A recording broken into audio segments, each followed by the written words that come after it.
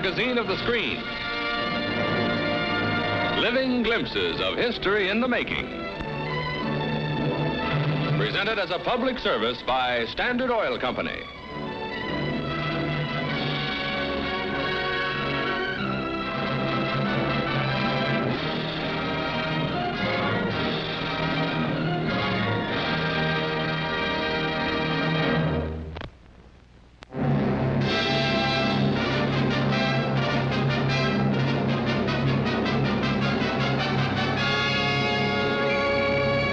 Russian and Chinese officials arrive at Moscow's railroad station to board the first Moscow-Peiping Express, linking the capitals of the world's two greatest communist dictatorships.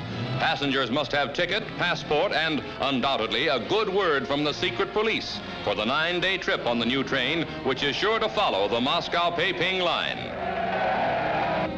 In West Berlin, refugees from the misery of Red tyranny in East Germany wind into relief stations in a never-ending, ever-swelling stream. A hot meal awaits them. The oppressed find freedom as the West welcomes refugees from communism. A group of escapees from behind the Iron Curtain reaches Washington. Foreign Operations Director Stassen greets the youngest arrivals. In a strange new land, the tots are curtsy conscious. Ahead lies the promise that is America. In New York, Mrs. Lygia Georgescu rushes toward a fervent reunion with her two sons, finally freed after being held as hostages for 7 years in Red Romania. Together again, the Georgescus, Constantine, Peter, mother and father, know the blessings of freedom. Students and police clash in Lebanon's capital city of Beirut as communist intrigue reaches into the tense, explosive Middle East. The outnumbered officers struggle to subdue the students who are protesting reported American military aid. A Red-inspired riot rocks the hot strategic land of Lebanon.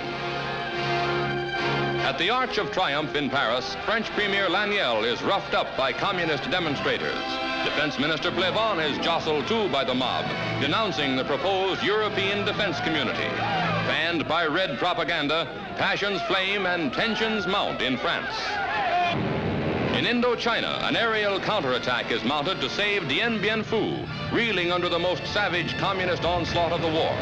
Over the surrounded garrison, ammunition, guns, and other supplies are dropped to the heroic defenders under orders to fight to the last man. Paratroops hit the Silk to reinforce the beleaguered fortress, strategic pawn in the biggest battle of the war.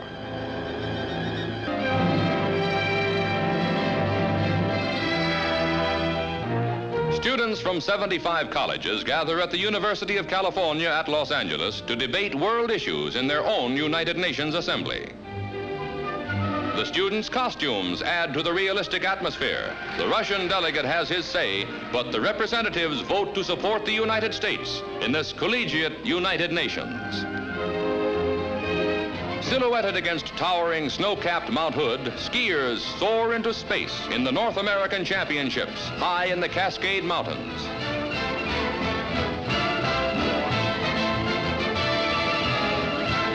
Spread-eagling the field and winging to a new hill record, a champion collegian, Billy Olson of Denver University.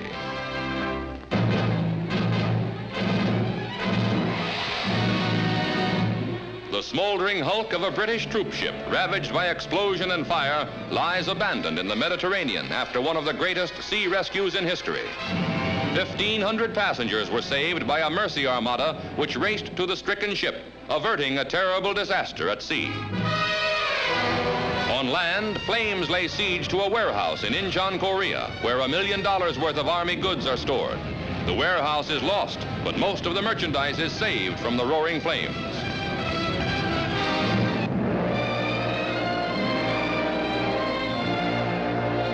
An aerial Noah's Ark, sponsored by the Church World Service Agency, is loaded with 1.5 million honeybees, desperately needed to pollinize and supply honey in war-torn Korea.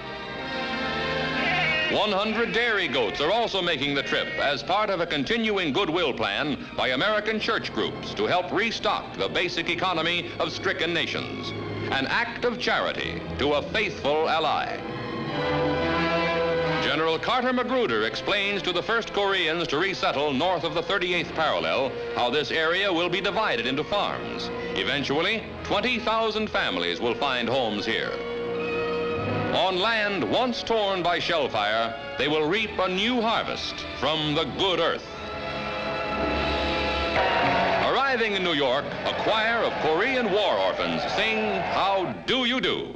How do you do, how do you do, how do you do, how do you do, gentlemen, how do you do, how do you do, we all do to learn it, we do everything we can, how do you do, everybody, how do you do. Once more. How do you do, ladies, how do you do, how do you do, how do you do, gentlemen, how do you do, we all do to learn it, we do everything we can, how do you do, everybody, how do you do. One more.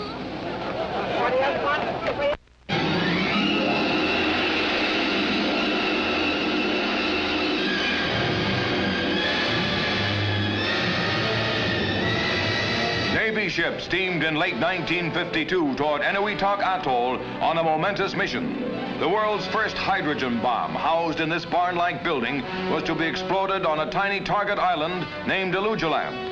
Strange, secret testing devices had been set up to measure mankind's most fearsome weapon. While the task force cruised 50 miles from the doomed island, the seconds ticked closer and closer to the first hydrogen blast on Earth. Minus 15 seconds.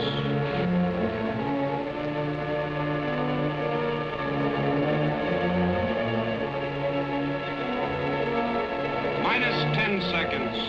9er, 8, 7, 6, 5er, 4, 3, 2, 1, team.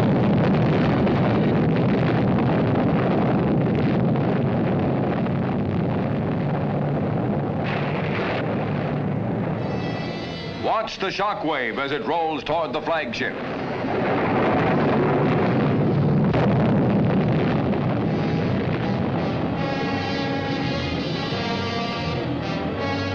The fixed and boiling cloud surges to a height of 40,000 feet 2 minutes after zero.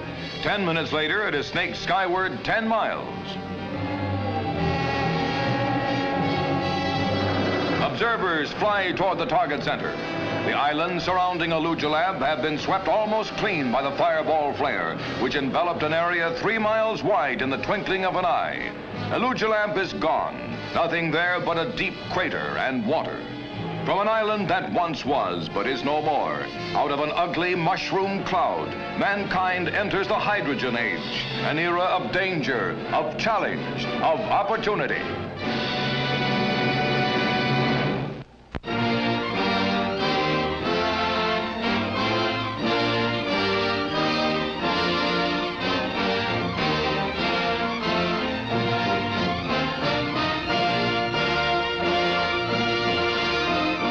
The Statue of Liberty, known the world over as a symbol of freedom and promise. A gift from the people of France to commemorate their country's close bonds with the colonies during the Revolution, America's Lady of Liberty has stood faithful vigil in New York Harbor for nearly 70 years. Building the towering figure and transporting it across the Atlantic was a monumental task. An artist's sketch made in the 1870s reveals how the statue rose over the rooftops of Paris during its construction. The work was supervised by Frederick Auguste Bartholdi, brilliant French sculptor, who conceived the idea during a visit to New York. The hand and torch were sent to America in 1876 and shown at the Philadelphia Centennial Exposition, marking the 100th anniversary of the signing of the Declaration of Independence. Civil War veterans joined in the patriotic rallies held to raise funds for a pedestal for the statue. In 1885, work began on reassembling the figure, which had been dismantled in France for shipment to the United States in 210 packing cases. The head was completed last. Here, craftsmen working from the inside rivet copper sheeting over the framework of Liberty's 17-foot-high face. By the rocket's red glare, President Cleveland dedicated Miss Liberty in 1886. Today, her torch still throws out its beacon of welcome and hope to all who seek shelter in America. By ferry, more than 500,000 visitors journey each year to Bedloe's Island, on which the copper colossus stands. Countless thousands of youngsters have thrilled to their first glimpse of her. Mounted on a pedestal of concrete and granite, her body fashioned out of metal, she is still every inch a warm, inspiring symbol of man's faith in freedom. Bartoldi's mother was his model for liberty. Working from a 9-foot cast of her in plaster, he computed the dimensions of the proposed statue and constructed it in sections. A news magazine cameraman from the Torch films the New York City skyline more than half a mile away. 300 feet above the bay, here is a camera eye view of the tiny Bedloe's Island, once an army fort with 70 guns and a garrison of 350 men. Visitors can, if they wish, climb inside the statue to the head, which is 10 feet thick and will hold 30 persons. Past Liberty's gallant, ageless lady have come immigrants of all nations. They have found the meaning of the famous sonnet by Emma Lazarus. Mother of exiles, from her beacon hand glows worldwide welcome. Her mild eyes command the air-bridged harbor that twin cities frame. Keep ancient lands your storied pomp, cries she with silent lips. Give me your tired, your poor, your huddled masses yearning to breathe free, the wretched refuse of your teeming shores. Send these, the homeless, tempest-tossed, to me. I lift my lamp beside the golden door.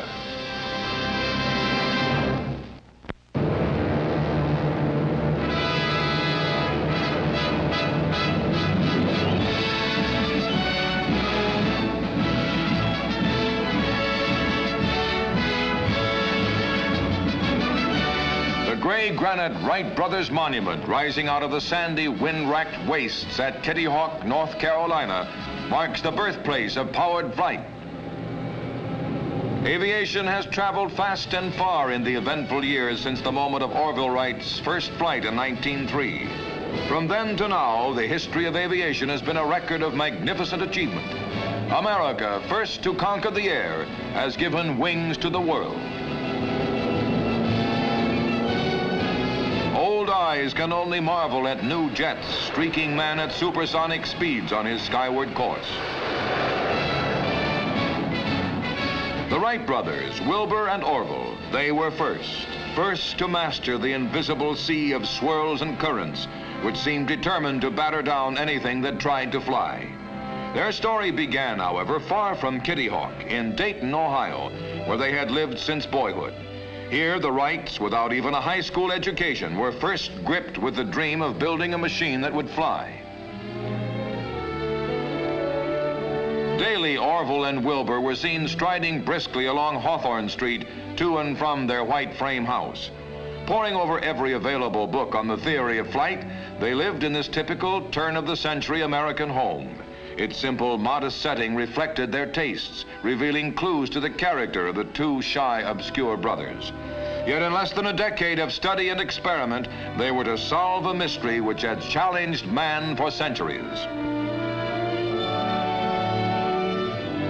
Down the street from their house was the Wright Cycle Company, where they sold, repaired, and later manufactured their own bicycles. Here, too, the brothers, who already had made hundreds of successful glider flights, built the world's first airplane. Night after night, they labored in their crude laboratory. When the odd little machine was finished, they went to barren, lonely Kitty Hawk to see if it would fly. The Wright brothers' hangar and workshop have been rebuilt in authentic detail.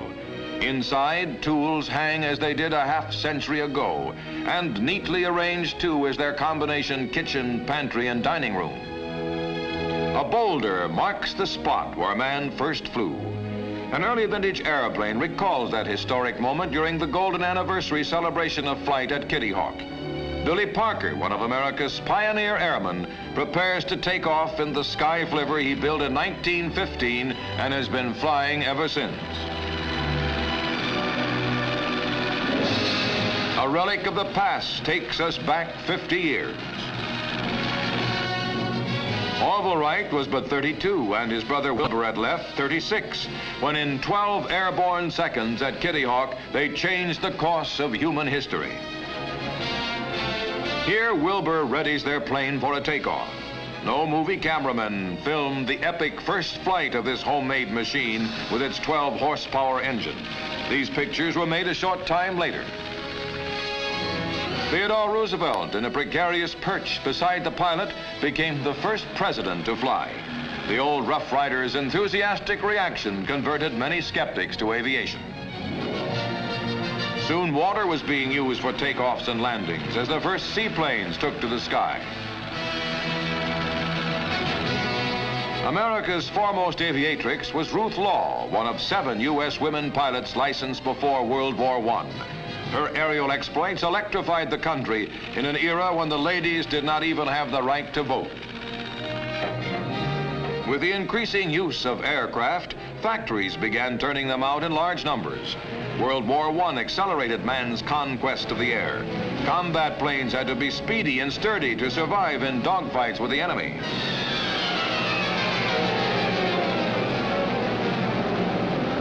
The first airmail service was an important development during the last year of the war.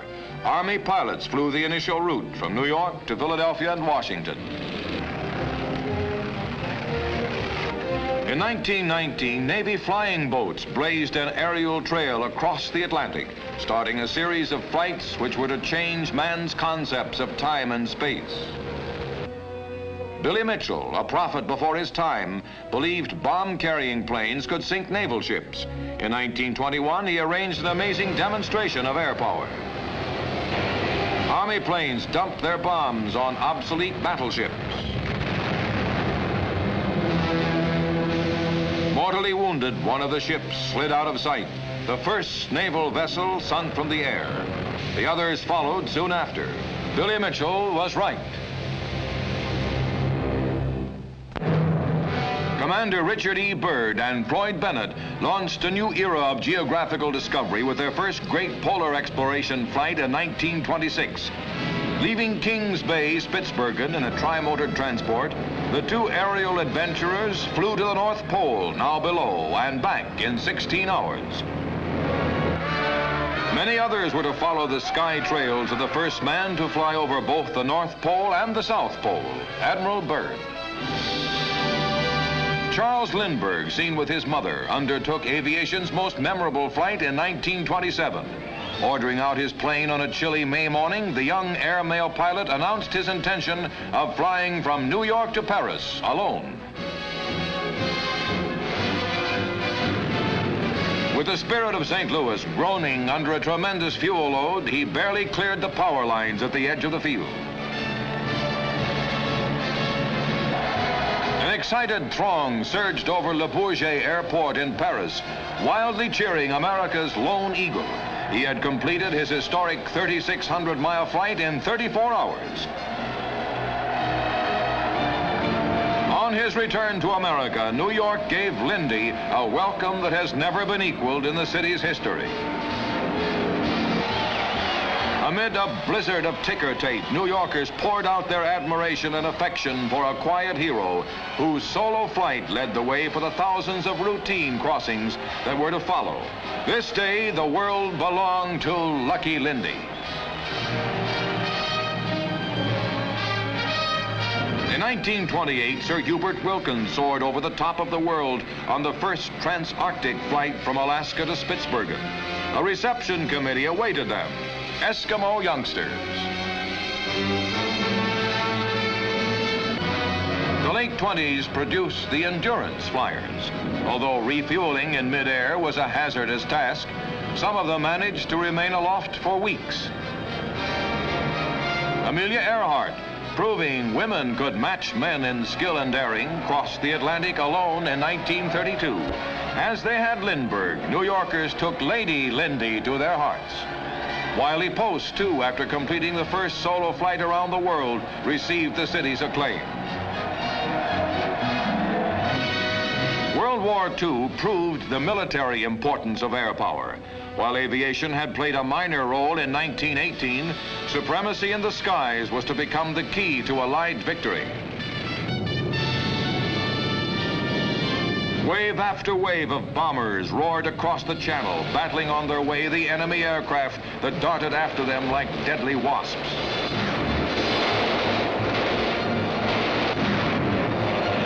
Rumbling on, the giant ships dropped their cargoes of devastation.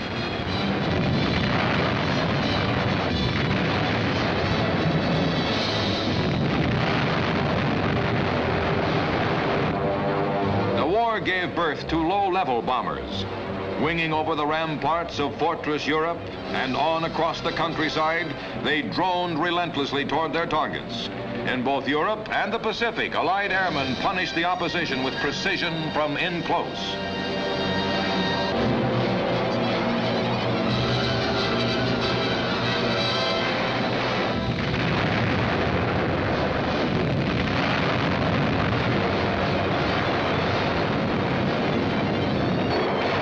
Around the clock, the bombers carried out their dangerous missions, crippling the Axis nerve centers, proving in the garish glare of bursting bombs that the airplane, as a weapon of destruction, was awesomely effective. With war's end, propeller-driven aircraft yielded to jet-powered planes. Restless man had found a revolutionary new means of streaking still faster, higher, and farther. Inside a B-29 one day in 1953, Captain Charles Yeager, first man to break through the sound barrier, slid into a rocket-powered XS-1 snuggled against the mother plane. Dropping away under its own power, the skyrocket is soon plunging earthward at almost 1,400 miles an hour, twice the speed of sound, a world record. Refueled 4 times in flight, a B-50 has circled the globe non-stop. The Azores were first, Saudi Arabia next, and the Philippines third. A final refueling over Hawaii, then home again to Fort Worth. In an ever-shrinking world, the newest jet aircraft, like those used during the Korean War, are graphic evidence of the ambition, skill, and high courage with which man has pursued his journey toward the stars. Yes, we have come far since the Wright brothers' first flight at Kitty Hawk. Yet the future holds still many new challenges. Where now? What next in man's conquest of the skies?